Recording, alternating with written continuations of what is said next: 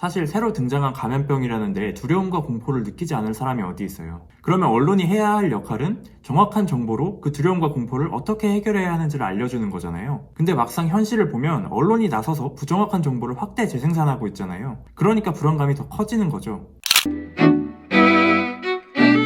제가 오늘 가지고 온 보고서는 신종 코로나 바이러스 감염증과 관련된 확인되지 않은 정보들인데요. 이런 얘기 한 번쯤 들어보신 분들 있을 거예요. 사실 중국에서는 9만 명, 10만 명이 감염됐다고 하더라. 우한시에 있는 수산시장 옆에 바이러스 연구소에서 유출된 거라고 하더라. 이런 얘기가 다 들어보면 굉장히 무서운 얘기들이잖아요. 앞서 얘기한 사례들은 다 확인되지 않은 정보예요. 대부분이 SNS나 유튜브 영상에서 시작했는데요. 대표적으로 우한시에 있는 간호사가 실제 사실을 알렸다면서 SNS에 퍼진 영상이 있어요. 근데 그 영상에서 나오는 내용이 실제 확진자는 9만 명이다. 그리고 확진자의 기침 한 번으로 14명까지 감염될 수 있다는 정보가 나왔습니다. 이 내용은 인사이트, CBS 노컷뉴스가 보도를 하면서 실제로 영상을 인용하기도 했습니다. 그리고 채널A 같은 경우는 저녁종합뉴스 시사대담 프로그램에서 이 영상을 그대로 보여주기도 했습니다. 근데 얼마 지나지 않아서 영상이 삭제된 거죠. 그리고 이 영상의 사실관계를 확인하는 언론 보도들이 나오기 시작했는데요. 대표적으로 BBC가 이 내용을 확인했는데요. 이 영상을 보면 등장하는 인물이 본인이 간호사라고 주장하지는 않아요. 근데 의료보호복으로 보이는 옷을 입고 있거든요. 근데 BBC가 확인한 결과 후베이성 의료진의 복장과 이 복장이 달랐습니다. 그리고 이 인물이 주장했던 중국에는 실제 9만 명의 확진자가 있다라는 주장도 당시 실제 확진자였던 6천여 명보다 한참 큰 숫자였죠.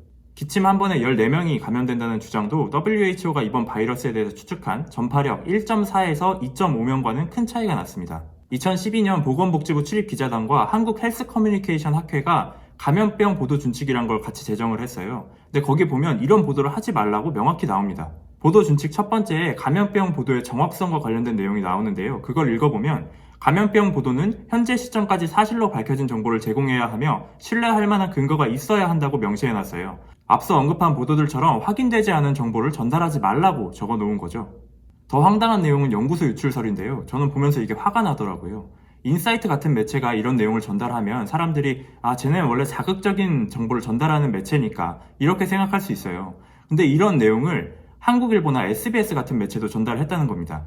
그럴 경우에 사람들이 SBS가 이걸 보도했다, 한국일보 보도에서 봤다 이렇게 생각할 수 있거든요. 이건 영국의 타블로이드지 데일리 메일이 출처였거든요. 근데 이 내용을 우리 언론이 엄청나게 받았었어요. 그래서 데일리 메일의 원문 보도를 봤는데 아무리 봐도 신뢰가 안 가는 내용인 거예요.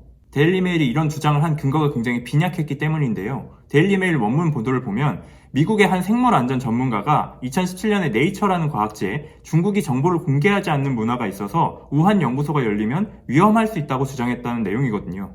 여기에 우한 수산시장과 연구소가 굉장히 가까운 거리에 있다라는 사실을 덧붙였어요. 그런데 한 번만 생각해 보더라도 두 가지 내용을 연결시킨다고 해서 신종 코로나 바이러스와 어떤 연관점이 있는지는 입증되지 않잖아요. 한마디로 근거 없는 의혹 제기였던 거죠.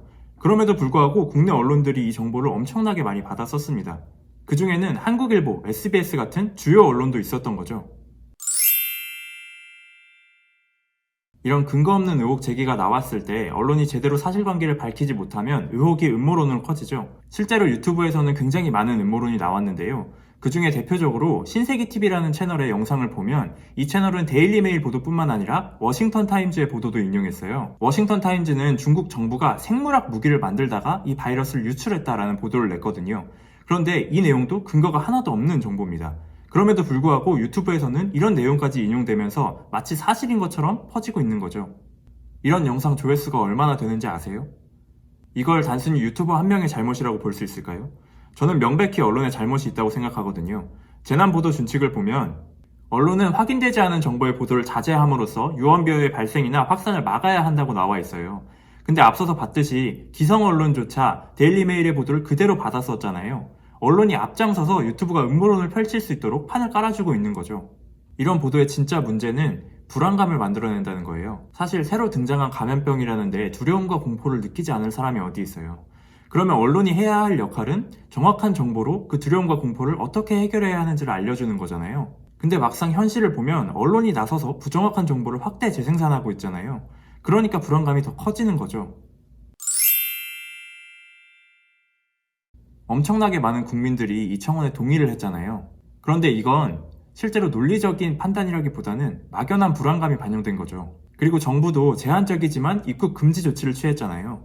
그런데 이걸 두고 보도하는 언론의 행태가 굉장히 이상했어요. 사실 WHO도 그렇고 해외 전문가들도 감염병 확산을 방지하는 대책으로 여행 제한 조치를 취하는 건 효력이 없다라고 얘기하고 있어요. 실제 사례들도 그걸 입증하고 있고요. 대표적으로 해설 저널리즘의 선구자라고 불리고 있는 미국 복스의 보도를 보면 1980년에 에이즈에 대항하기 위해서 여행 제한 조치를 취했어요. 그런데 그런 조치가 전혀 통하지 않았죠. 복스는 감염병 확산과 여행 제한 조치를 분석한 논문을 인용하기도 했는데요. 여행 제한 조치는 전체 감염자 숫자가 줄어드는 데에는 영향을 끼치지 않았습니다. 길어봐야 2주 정도를 지연시키는 게 전부였죠. 이런 내용은 정부가 입국 금지 조치를 취하기 전에 언론이 보도했던 내용이기도 합니다. 한겨레와 경향신문을 비롯해서 조선일보, 중앙일보, 서울경제도 이런 내용을 보도했어요. 그게 이상한 지점이에요. 정부가 조치를 취하기 전까지는 여행 제한 조치는 효력이 없다, 혐오를 불러일으키는 행동이다 라고 비판했던 언론들이 정부가 조치를 취하고 나니까 슬쩍 입장을 바꾼 거죠. 그 중에 눈에 띄는 건 조선일보인데요. 조선일보는 왜 더 강한 입국 금지 조치를 하지 않냐고 비판했어요. 거기에 시진핑 방한 때문에 중국 눈치를 보는 것 아니냐면서 친중 낙인을 찍기도 했죠. 앞서서는 입국 금지 조치가 효력이 없다고 비판하더니 정부가 입국 금지 조치를 취하니까 더 강한 조치를 취하라고 주장한 거죠. 조선일보와 논조는 달랐지만 진보신문을 표방하는 한겨레와 경향신문도 입장이 달라진 건 마찬가지였어요. 두 신문도 앞서서 입국 금지 조치가 부적절하다는 점을 피력했지만 정작 정부 조치에 대한 비판은 없었고 적절했다는 평가를 내린 거죠. 신문마다 하나의 사안에 대해서 입장이 다를 수 있다는 건 당연하다고 봐요.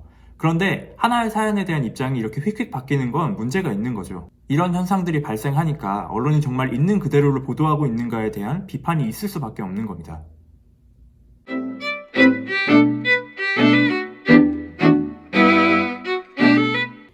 그냥 정말 제 소감을 얘기하겠습니다. 보시는 분들이 어땠을진 모르겠는데 이 영상이 사실 두 개의 보고서가 합쳐진 영상이거든요. 그래서 준비를 하면서 어떻게 좀 자연스럽게 연결시켜 볼까 고민을 굉장히 많이 했어요. 보시는 분들이 어땠는지 자연스러웠으면 밑에 칭찬하는 댓글 달아주시고 어색했으면 그것도 댓글로 달아주세요. 그렇게 달아주시면 제가 보고 다음에는 더 괜찮은 편집으로 가지고 오겠습니다. 다음엔 더 믿을만한 미디어 비평으로 찾아오겠습니다. 안녕히 계세요.